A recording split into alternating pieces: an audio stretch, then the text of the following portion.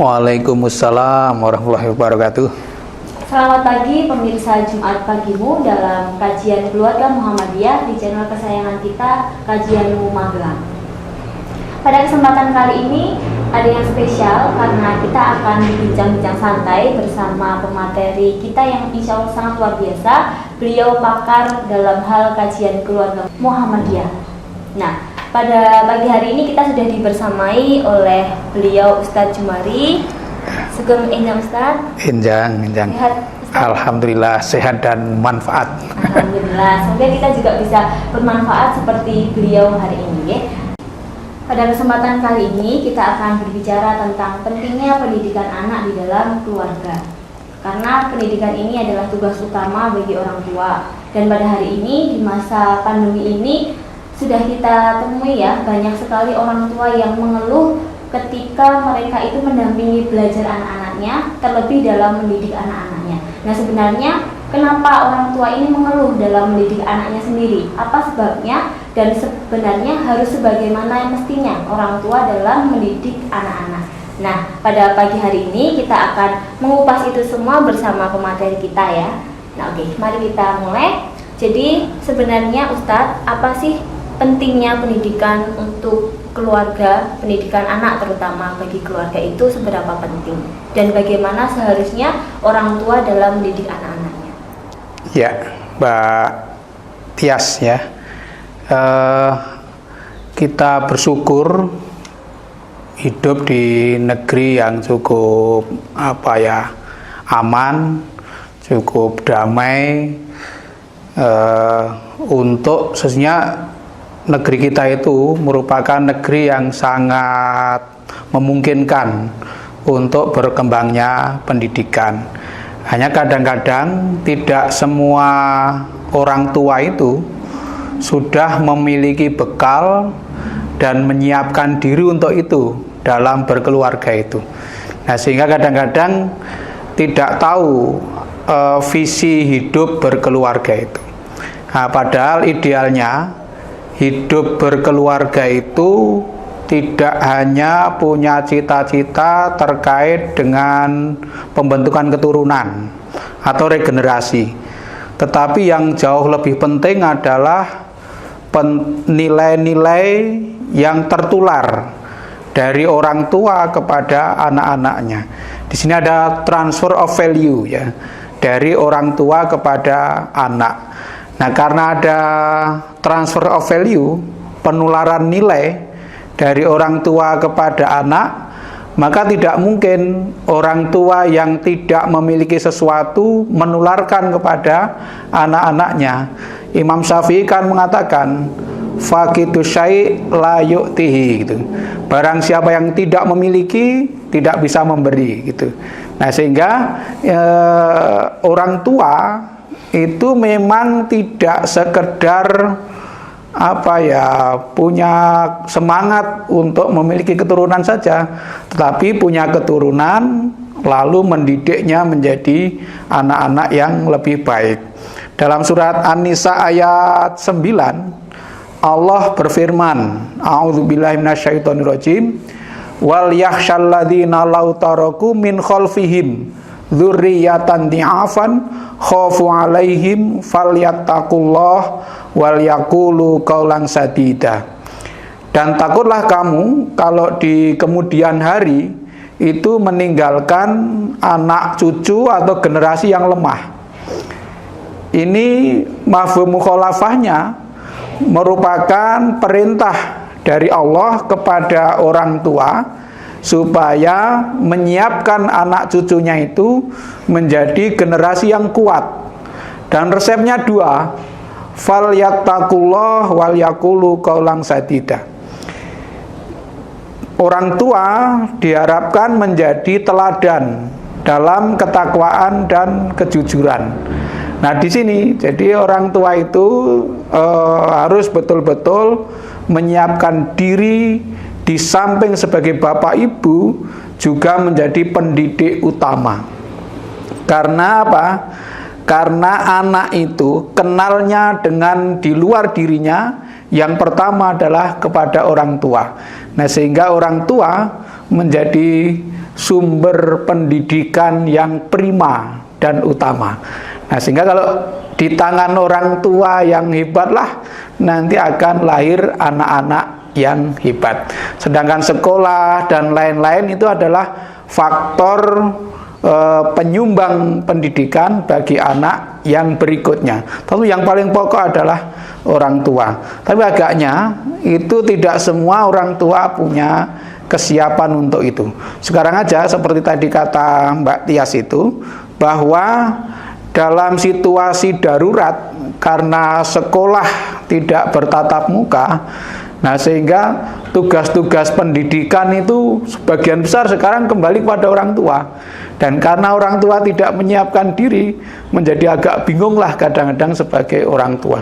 Jangankan orang tua yang biasa saja, orang tua yang memiliki kepedulian terhadap pendidikan pun kadang-kadang mengalami kesulitan. Disinilah menjadi penting. Jadi saya justru mengambil nilai positif. Positifnya apa? Menyadarkan kepada orang tua bahwa mendidik anak itu tidak gampang. Yang selama ini sering terjadi, orang tua banyak menuntut kepada sekolah, tetapi tidak tahu betapa rumitnya mendidik anak. Di rumah itu mendidik anak yang bapak ibunya sama saja tidak sederhana. Nah, guru-guru di sekolah itu kan mendidik banyak anak yang bapak ibunya berbeda-beda, latar belakangnya berbeda-beda, betapa rumitnya. Nah, sehingga harapannya situasi yang demikian itu orang tua semakin sadar tentang pentingnya menghargai peran guru di dalam pendidikan. Tapi yang paling pokok tetap pendidik utama adalah orang tua, dan sekolah itu menjadi rumah itu menjadi madrasah yang utama. Saya kira gitu sementara Mbak Tias ya. Baik Ustaz, jadi ternyata ada poin yang perlu disadari untuk orang tua ya, bahwa terkadang orang tua mungkin memahaminya terbalik ya Ustaz. Jadi kadang memahami sekolah itulah yang menjadi pendukung utama pendidikan anak, atau anak itu baik buruk tergantung pada sekolah. Padahal sesungguhnya pendidikan atau karakter anak itu baik atau tidak harusnya itu menjadi tugas utama dari orang tua. Nah, untuk selanjutnya begini Ustaz, bagaimana dengan orang tua yang sudah terlanjur katakanlah menikah, kemudian memang sudah memiliki anak, tapi belum memahami bahwa hal itu menjadi utama, bahwa karakter anak, akhlak anak itu menjadi tugas utama bagi orang tua itu. Bagaimana kemudian bisa mereka memiliki kesadaran itu, atau mungkin kita yang berada di sekelilingnya itu bisa memberikan sumbangsih untuk menyadarkan hal itu? Ya, saya kira keadaan itu sudah membentuk pada kali ini. Jadi keadaannya pandemi COVID-19 itu idealnya menyadarkan orang tua. Idealnya ya. Nah, kalau belum sadar ya tugas kita bersama-sama untuk saling mengingatkan bahwa betapa pentingnya peran orang tua itu di dalam pendidikan. Dan itu bagi yang sudah terlanjur lah, bukan terlanjur, sudah menjadi bagian dari kepala keluarga, suami istri, itu ya harus kemudian memposisikan diri sebagaimana yang seharusnya sebagai orang tua. Orang tua itu juga pendidik, juga pemimpin, juga menjadi teladan bagi anak-anaknya. Nah, menjadi teladan inilah yang kadang-kadang tidak sederhana, sehingga meskipun sudah jadi orang tua, menurut saya itu idealnya tetap terus belajar dari pengalaman, belajar dari ilmu, bacaan-bacaan, bahkan mengikuti pengajian-pengajian. Itu bagi orang tua sangat penting. Jika perlu konsultasi gitu, tidak usah malu-malu. Jadi orang tua itu kalau memang punya problem dalam mendidik anaknya, ya konsultasi kepada ahlinya, bertanya kepada ahlinya. Saya kira itu akan sikap yang sangat bagus kalau orang tua mau bersikap rendah hati, kemudian berkonsultasi kepada orang-orang yang dipandang memiliki kemampuan untuk memberikan jalan keluar. Jadi, tapi ini proses alami saja, tidak usah dirisaukan. Sebab yang namanya sakinah, keluarga yang tenang, itu dikatakan sakinah, tenang itu setelah melalui berbagai gejolak, setelah melalui berbagai problem, lalu menemukan jalan keluar.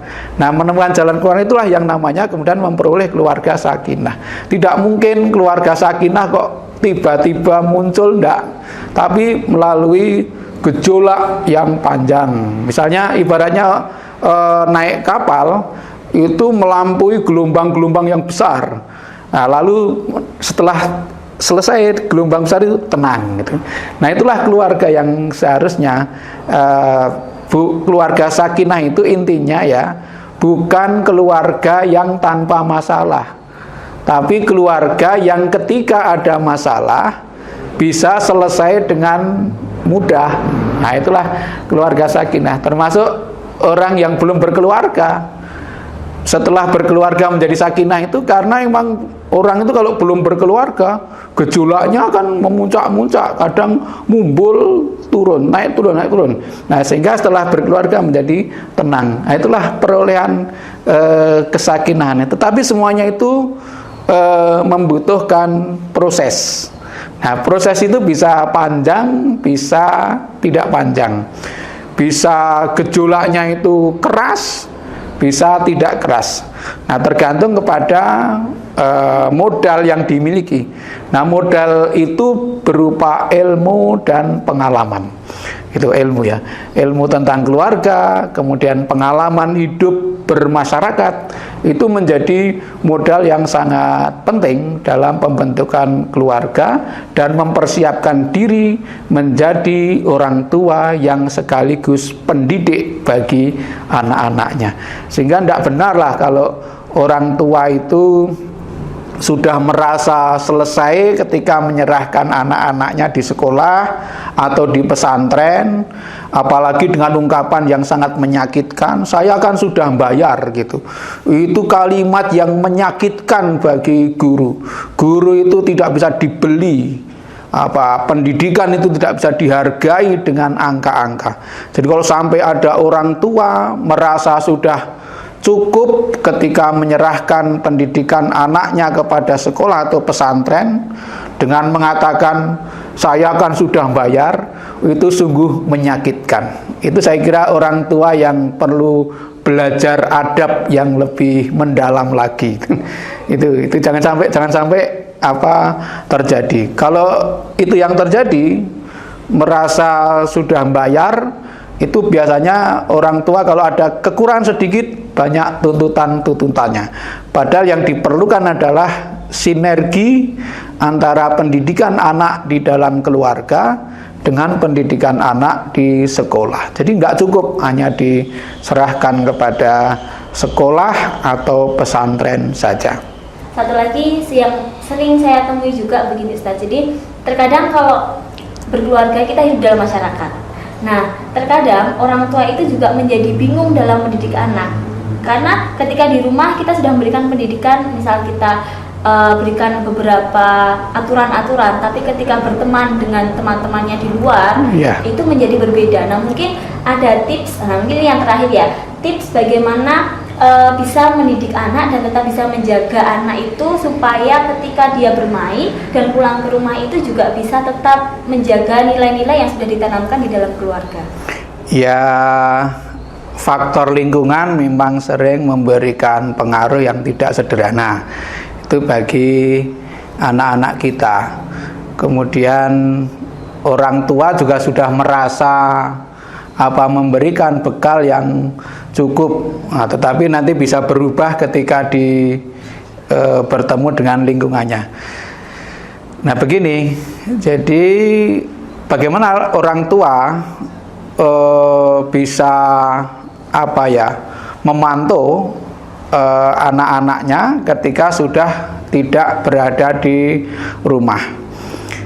Saya kira orang tua tidak bisa diktator atau tidak bisa memaksakan kehendaknya.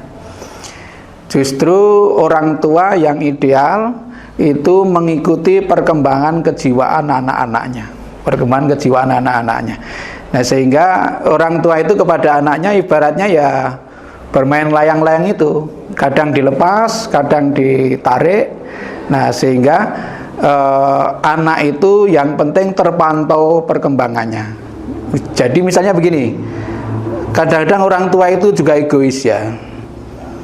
Orang tua itu egois. Kalau anaknya agak nakal sedikit itu marahnya luar biasa. Padahal si orang tua itu menjadi orang baik kan belum lama juga gitu. Ketika anak-anak itu juga mungkin nakalnya lebih dari anaknya itu gitu. Jadi apalagi zaman sekarang, menjadi anak baik di zaman sekarang itu lebih sulit daripada menjadi anak baik katakanlah pada zaman saya kecil gitu. Karena permainan-permainan, godaan-godaan itu sekarang jauh lebih besar. Nah, sehingga yang diperlukan adalah kebijaksanaan dan kearifan orang tua gitu. Di dalam mendidik anak-anaknya, membersamai ya, membersamai anak-anaknya. Jadi kalau perlu orang tua itu serius dalam permainan dengan anak-anaknya. Itu sehingga anak itu merasa tersalurkan keinginannya, kebutuhannya, tetapi tidak lepas dari kendali moral yang ditanamkan oleh orang tua tadi. Jadi harus seimbang lah. Jadi menurut saya, kita pengalaman sebagai orang tua ya, orang tua itu ya harus menyadari bahwa menjadi anak baik pada zaman sekarang itu berbeda dengan menjadi anak baik pada zaman dulu. Istilahnya lah, anak zaman milenial dengan zaman kolonial itu kan berbeda. Saya kira saya juga cenderung seperti itu kepada anak-anak saya. Bahkan anak-anak saya itu belajar pun tidak saya paksa ya. Jadi lihat saja moodnya gitu. Kalau memang moodnya belajar, ya pasti pada saatnya dia akan belajar. Sehingga anak itu kalau dipaksa itu nanti ya mungkin formalitas dia belajar. Ngedep buku gitu, tetapi hatinya terpaksa, nah, itu tidak nyaman bagi dia gitu. Nah, sehingga sekali lagi, mari kalau kita sebagai orang tua, ya jadilah orang tua yang bijaksana kepada anak-anak kita. Jangan melihat sesuatu dari yang nampak saja, tapi lihat dari faktor-faktor penyebabnya. Kalau hanya yang nampak saja kan hanya yang jelek saja yang kelihatan. Tapi mengapa dia seperti itu? Jangan-jangan niru bapak ibunya. Nah itu, jadi orang tua, tipnya ya orang tua perlu bijaksana, kemudian perlu mawas diri. Jangan mentang-mentang sudah jadi orang tua gitu. Itu terus sewenang-wenang. Jadi kuncinya orang tua memang punya kewenangan terhadap pendidikan anak, tetapi tidak boleh sewenang-wenang. Oke, itu ya Ustadz. Ya, insya Allah. Jadi waktu kita memang terbatas. Insya Allah nanti kita akan berbincang di lain waktu dengan tema-tema yang lainnya dan mengupas lebih dalam berkaitan tentang pendidikan anak dalam keluarga ataupun dalam keluarga sakinah itu bagaimana saja, gitu nih. Nah mungkin ada sedikit yang bisa kita simpulkan pada pertemuan kita pada hari ini, gitu ya. Ternyata pendidikan ini yang perlu disadari oleh orang tua. Pendidikan anak, karakter anak, akhlak anak itu menjadi tanggung jawab utama bagi orang tua, bukan menjadi tanggung jawab utama sekolah. Nah ini yang menjadi keliru kadang di masyarakat kita. Itu dan perlu menjadi evaluasi bagi diri kita masing-masing. Dan yang kedua, tadi bagaimana kita penting memantau anak, baik anak ketika di sekolah, anak kemudian ketika main di dalam masyarakat sekitar rumah gitu. Penting untuk memantau, kemudian membersamai anak dalam proses belajar, dalam proses bermain juga kita dampingi sehingga anak benar-benar merasakan kehadiran kita dan dia percaya seutuhnya kepada kita untuk mendidik mereka. Nah itu kemudian tadi pesan menarik dari Ustadz Jumari adalah orang tua memiliki kewenangan untuk mendidik anak, tapi orang tua tidak boleh sewenang-wenang dalam mendidik anak dan memerlukan kebijaksanaan, kearifan dalam mendidik anak.